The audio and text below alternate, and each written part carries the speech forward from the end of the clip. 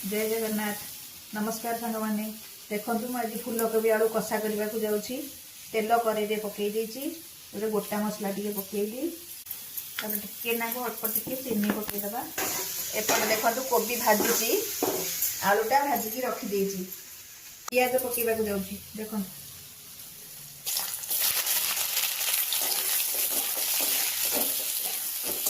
पियाज लुण पकईदबा। पियाजटा को golden brown करवा अदा रसुण छेचिकी रखी दबा।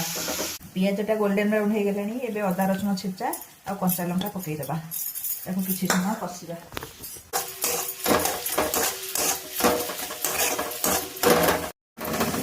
एबे टमाटर पकईबा। देखो मसला पकईदबा। गुंड मसला जीरा गुंड धनिया गुंड आ चिकेन मसला करी पाउडर टिके कषिबा। ग्रीन मटरटा पकई कषिबा।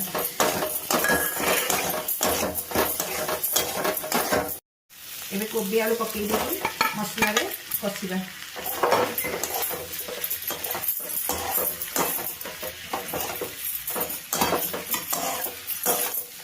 एबे कोबी आलू मटर कषि हो गलानी। गरम पानी देदबा। कषा हम तो बेसी पानी दबानी। एबे ताको टिके घंटा घंटी करी घोड़े दबा।